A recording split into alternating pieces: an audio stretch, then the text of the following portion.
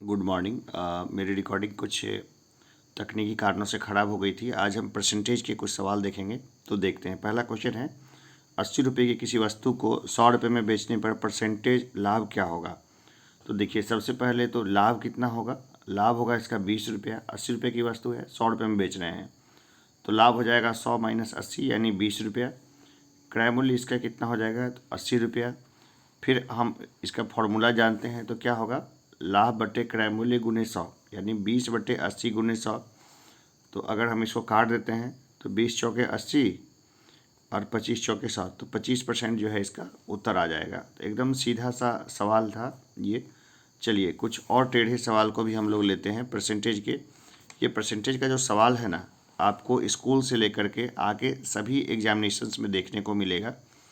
Specially इसका concept जो है ना, आपको बीपीएससी में जो डीआई का पेपर होता है उसमें बहुत काम देगा। तो चलिए बाकी और टॉपिक्स को भी हम लोग लेते रहेंगे। तो देखिए, 500 रुपये की वस्तु को 5% हानि पर बेचा जाता है, तो वस्तु का विक्रय मूल्य कितना होगा। अब कितना, देखिए क्रय मूल्य कितना है इसका, क्रय मूल्य कितना है इसका 500 रुपया, रुपये 500 है। हानि क्या है, हानि है इसका 5%। अब हानि 5% है, तो देखिए इसका सीधा कॉन्सेप्ट है। सबसे पहले 500 यानी क्रय मूल्य लिखा, गुने हानि कितना हो गया, तो 5% हानि हुआ, तो 100 माइनस 5 है ना, 100 में हो गया ना 5% हानि। इसको भाग कितना देंगे, 100 से दे देंगे। ये क्या हो जाएगा, 500 गुने 95/100। इसको इससे क्रॉस कर दिया, ये आ गया बच्चे 25 के 5 हासिल 2, 9 5 45 2 47। तो ये देखिए ये हो गया 475 रुपया।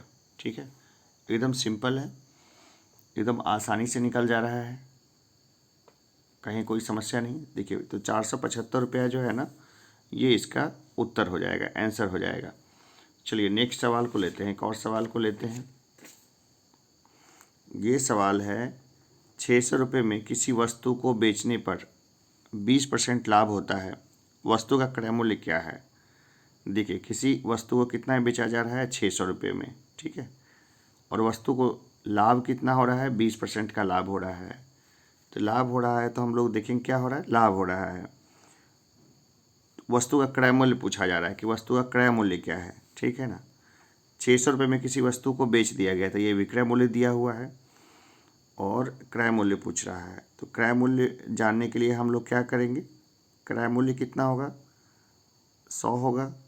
इसको 20% लाभ में बेच दिया गया यानी 120 रुपये में बेच दिया गया, तो ये नीचे आ जाएगा। और हम लोग किससे तुलना करेंगे, तो 600 रुपये के हिसाब से, है ना। ये सिंपल है, हमने फॉर्मूला बना दिया, इससे इसको कट जाएगा, 12 पंचे 60 5। तो ये कितना हो जाएगा, 500 हो जाएगा, रुपीज़ 500 हमारा उत्तर आ जाएगा। एकदम सीधा है।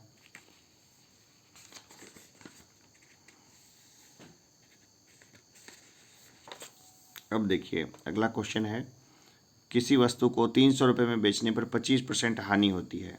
अब देखिए किसी वस्तु को 300 रुपये में बेचने पर 25% हानि होती है, तो वस्तु का क्रय मूल्य क्या है। तो देखिए सीधा सा है, क्रय मूल्य क्या है, क्रय मूल्य अगर हम लोग निकालेंगे तो क्या हो जाएगा, 100/100 माइनस 25, हानि हो रहा है ना, तो इसको नीचे लिख देंगे, गुने 300। ठीक है, किसी वस्तु को 300 रुपये में बेचने पर 25% हानि होती है, यानी कि हानि कब होती है, बाद में, यानी कि पहले जो क्रय मूल्य होगा वो हमेशा ज़्यादा होगा। तो पहले 100 से इसकी तुलना करेंगे, 100 बट्टे कितने, 100 माइनस 25 गुने 300। तो क्या हो जाएगा, 100/75 गुने 300। अब इसको काट देंगे, 25 चौक 100, 25 तिया 75 और 3 एक बार में 100। तो क्या हो जाएगा, 400 रुपये जो है हमारा, ये हमारा सिंपल सा उत्तर हो जाएगा। देखिए इसका एक फार्मूला बता देता हूँ, कई लोग हो सकता है कि पूछे कमेंट में कि सर आपने इसको कैसे कर दिया। तो क्रय मूल्य अगर निकालना हो, कभी भी क्रय मूल्य अगर निकालना हो, तो एक सीधा सा फार्मूला है, 100 बटे 100 प्लस लाभ या हानि, जो भी हो रहा है ना, 100 प्लस लाभ या हानि अगुने विक्रय मूल्य। ठीक है, ये एक सीधा सा फॉर्मूला है, इसको ध्यान में रखिएगा। कुछ और फॉर्मूला मैं परसेंटेज के बताऊंगा, पूरा लिखा ही दूंगा लिस्ट में, तो वो परसेंटेज एक बार देख लेने पे लाइफ टाइम कभी भी आपको समस्या नहीं आएगी।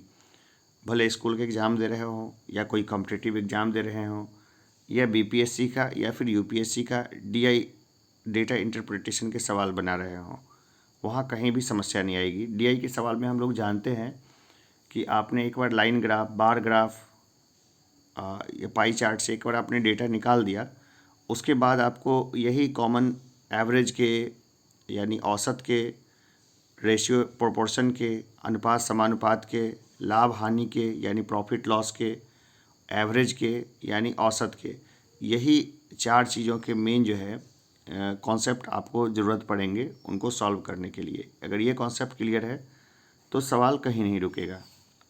चलिए आगे हम लोग फिर देखते हैं, नेक्स्ट सवाल को देखते हैं। किसी वस्तु को 480 रुपये में बेचने पर 20% की हानि होती है, उसे कितने में बेचा जाए कि 30% का लाभ हो। अब देखिए दो कंडीशन बन गई ना, कंडीशन बन गई, कोई वस्तु है उसको किसी वस्तु को 480 रुपये में बेचने पर अब बेचा गया, कितना गया, 480 रुपये में, 20% की हानि होती है। कितनी हानि हो गई, 20% की। ये पहला कंडीशन हो गया, ठीक है ना, हानि हो गया। ये हो गया कंडीशन 1, ठीक है। उसे कितने में बेचा जाए कि 30% का लाभ हो। अब बताइए, अब फिर दूसरा कंडीशन बच गया। अब 30% उसको जो है लाभ लेना है, 30% क्या लाभ लेना है, तो ये क्या है, कंडीशन 2, ठीक है, कि उसको जो है कितने में बेचा जाए कि उसको लाभ हो, ठीक है। अब इसमें हमें तो किसी वस्तु को 480 रुपये में बेचने पर 20% की हानि होती है, 480 रुपये में बेचा, 20% की हानि होती है, उसे कितने में बेचा जाए कि 30% का लाभ हो। अब उसी वस्तु को कितने में बेचा जाए कि 30% का लाभ हो, है ना, 30% का लाभ हो, उस कितने में बेचा जाए। तो देखिए इसका एक फॉर्मूला सीधा साधा जान लीजिए, कंडीशन 2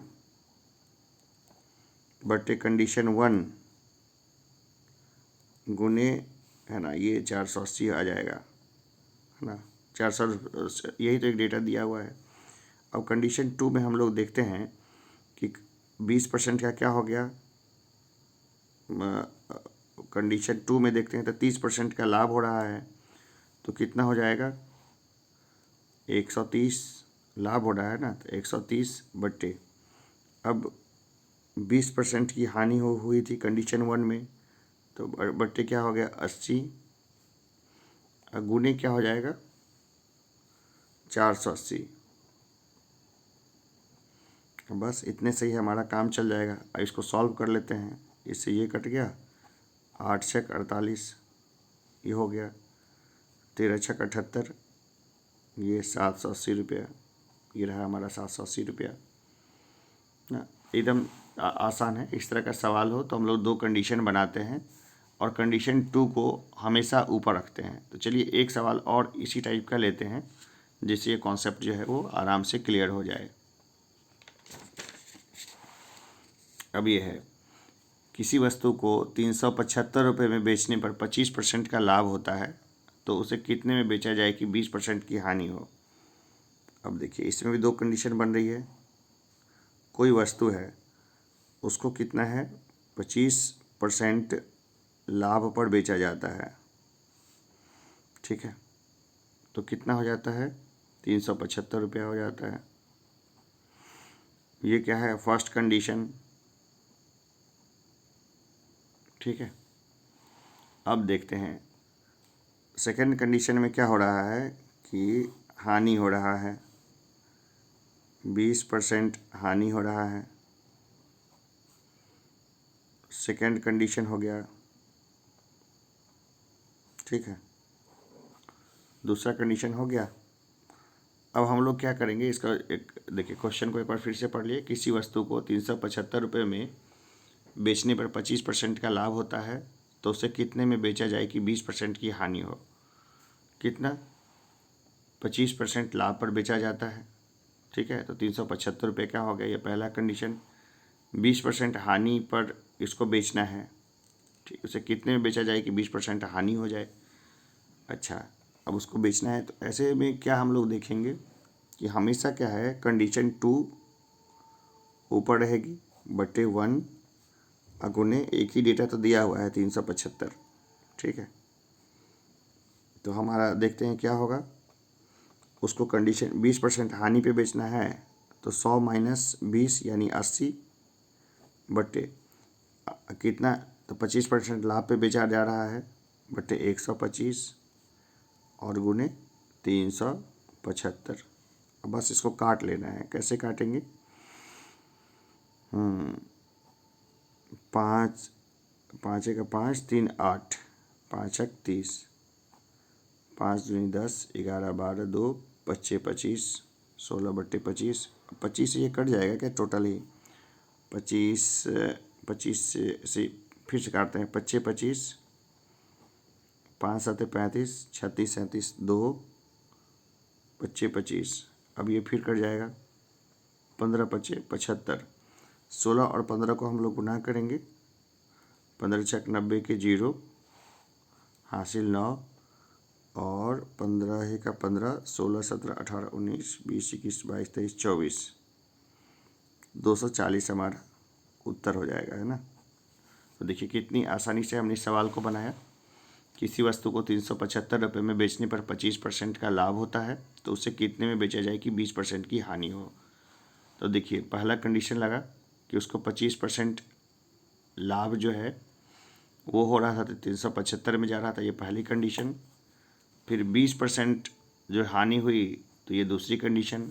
और हमने क्या देखा था, दूसरी कंडीशन बटे पहली कंडीशन गुने जो एकमात्र डेटा दिया हुआ है उसको हम लोग देखेंगे, उसको डालेंगे। तो इस तरह से हमने इस परसेंटेज के सवाल को बहुत आराम से सॉल्व कर लिया। कहीं कोई तकलीफ आई? चलिए आगे बढ़ते हैं। देखिए, यदि राम 500 रुपये की कोई वस्तु श्याम को 20% लाभ पर तथा श्याम मोहन को 10% लाभ पर बेचता है तो मोहन का क्रय मूल्य क्या है।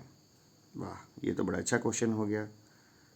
यदि राम 500 रुपये कोई वस्तु को, ये राम है, 500 रुपये की वस्तु है, ये श्याम को जो है ना बेचा, श्याम को बेचा तो क्या किया, 20% का लाभ लिया। और श्याम जो है मोहन को बेचा, ठीक है, तो कितना, 10% का लाभ लिया, है ना, यही हुआ ना। अब कहता है कि मोहन का क्रय मूल्य क्या है।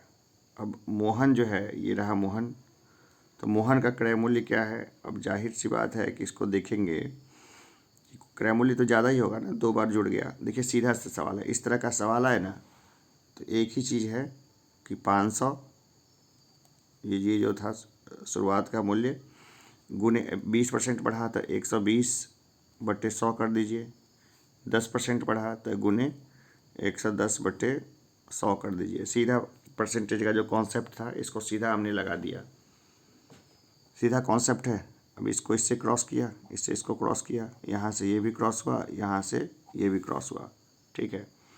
अब 60 गुने 11, 11 छक 66, ठीक है, 660 रुपया, 660, ये हमारा रहा आंसर।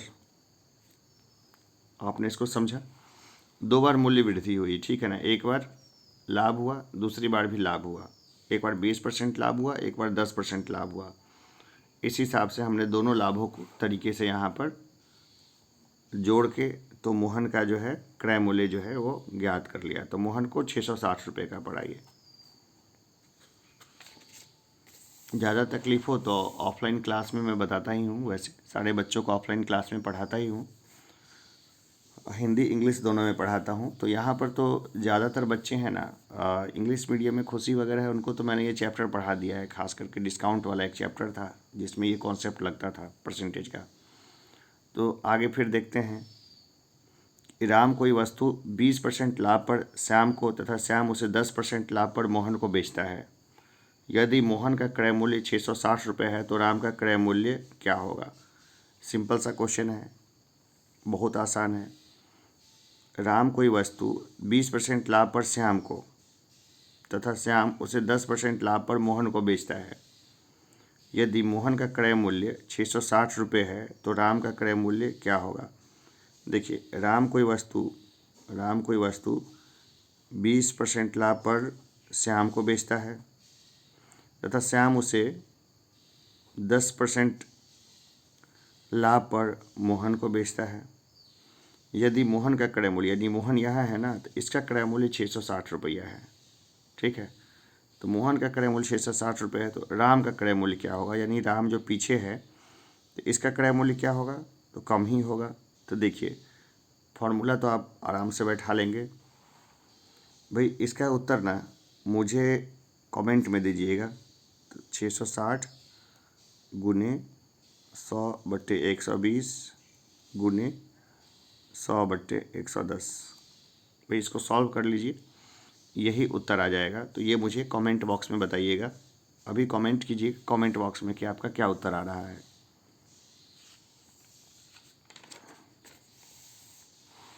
अब ये देखिए, राम 500 रुपये की कोई वस्तु श्याम को 20% हानि पर, श्याम उसे मोहन को 25% हानि पर, मोहन उसे रहीम को 10% हानि पर बेचता है तो रहीम का क्रय मूल्य क्या है।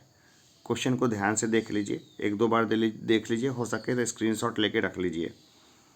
ठीक है, तो चलिए हम लोग देखते हैं आगे। मुझे तो क्वेश्चन दिख रहा है लेकिन शायद आपको ना दिख रहा हो। तो देखिए, राम जो है ना 500 रुपये की वस्तु है, 500 रुपये की वस्तु है। राम श्याम को कितने में देता है, 20% हानि पर। मोहन को कितने में देता है, 25% हानि पे। इसके बाद रहीम को कितने का मिलता है, तो 10% हानि पर। ये रहीम है, राम और रहीम में दोनों में मैंने RR ही लिखा हुआ है। अब देखिए, इसमें करना ही क्या है, इसमें तो कुछ करना नहीं है, सबको हानि हो रहा है ना। तो 500 गुने 20% हानि हुई तो 80/100 लिखेंगे। 25% हानि हुई तो 75/100। 10% हानि हुई तो 90/100। ठीक है, यही हुआ। अब इसको कट कर देते हैं, जो जहाँ कटता है उसी को वहीं काट देते हैं, सीधा सा। इससे ये कट गया, यहाँ से ये कटा, इससे एक और काट देते हैं। ये 5 दूना 10, 2 चौक 8 है ना।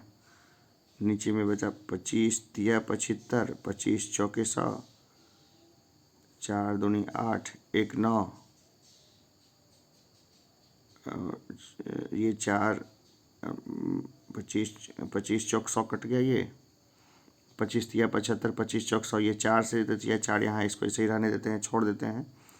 तो 10 गुने 3 गुने 9 हमारे पास बच रहा है ना। 10 गुने 3 गुने 9, तो यानी ये हो जाएगा 270 रुपया, है ना। कैलकुलेट कर लीजिएगा, यहाँ पर आपको आराम से मिल जाएगा। मेरी तो कैलकुलेशन थोड़ी ज़्यादा फास्ट हो गई है, लगातार कैलकुलेशन करते हुए। छात्रों की कैलकुलेशन भी फास्ट रहनी चाहिए, बहुत तेज। कुछ क्वेश्चंस देता हूँ तो देखा, ये सब सवाल जो है ना, ये परसेंटेज के सवाल हैं और बहुत आराम से बनते हैं। कहीं पर देखा जाए तो ये सवाल कॉन्सेप्ट सिर्फ समझ में आना चाहिए। एक घड़ी है, एक जो है ना क्वेश्चन है, मैं आप लोगों के लिए देता हूँ। ऑप्शंस भी मैंने दे दिए हैं, किसी में से आएगा, ताकि जो भी स्टूडेंट्स हैं वो कैलकुलेट करके खुद देखेंगे। एक घड़ी को 2880 रुपये में बेचने पर एक व्यक्ति को 10% हानि होती है, वह उसे कितने में बेचे कि उसे 5% लाभ हो। ठीक है ना, दो कंडीशन लग जाएगी और आराम से ये बन जाएगा। तो इसका उत्तर जो है ना, ये लीजिए, इसका स्क्रीनशॉट ले लीजिए। ये देखिए, ये चारों में से उसका एक उत्तर है, तो आपको बताना है कि कौन सा इसका उत्तर होगा। ठीक है, मैंने इतना हिंट्स दे दिया है और मुझे कमेंट बॉक्स में बताएंगे कि उत्तर क्या आया। देखिए,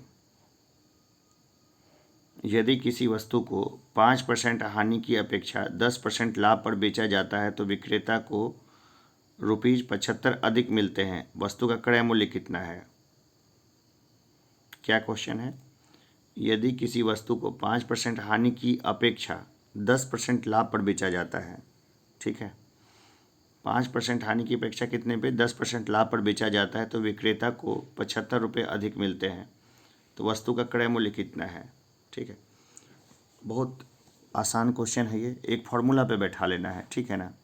तो देखिए, ₹110 लाभ पर बेचा जाता है, ठीक है, कितने पर? 110x/100, और कितने, और हानि कितनी होने वाली थी? तो 95x/100 बराबर कितना आ जाएगा? 75। इसी को सॉल्व कर लीजिए हमारा। चलिए मैं इसको ना स्टेप उड़ा के सॉल्व कर देता हूँ, लेकिन आप अगर कोई स्कूल के या फिर बीपीएससी के मेंस वगैरह एग्ज़ाम दे रहे हो तो स्टेप्स मत उड़ाइएगा। तो ये सीधा देखिए कितना हो जाएगा ये 15x हो जाएगा, 95 110 15x बराबर 75 गुने 100 हो जाएगा। x बराबर 75 गुने 100/15, तो क्या हो जाएगा? 15 × 75, 500 हमारा हो गया। उत्तर आ गया हमारा 500। सिंपल है ना? 500 हमारा आ गया ना।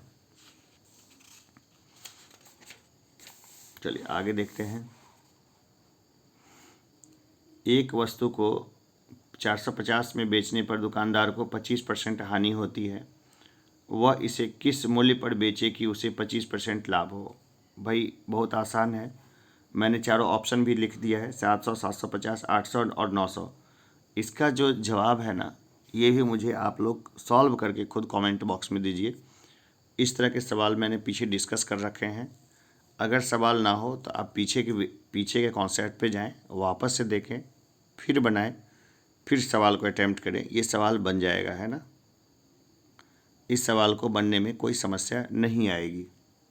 चलिए आगे के सवाल को देखते हैं। एक कुर्सी को 720 रुपये में बेचने से दुकानदार को 25% हानि होती है, वह इस कुर्सी को कितने रुपए में बेचे कि उसे इस पर 25% का लाभ हो? देखिए इसका भी मैंने ऑप्शन लिख रखा है, 1200, 1000, 960 और 900। तो बस करना क्या है कि आपको खुद इस सवाल को बना करके मुझे कमेंट बॉक्स में देना है, अन्यथा मैं तो क्लासरूम में इसको बताऊंगा ही, या फिर कई लोग बोलेंगे तो मैं ऐसे भी बना दूंगा, लेकिन इसका कॉन्सेप्ट भी मैंने पीछे में दिया हुआ है। उस कॉन्सेप्ट से ये सवाल बहुत आराम से बनेगा, बहुत प्यार से बन जाएगा ये सवाल, तकलीफ वाले कोई बात नहीं है।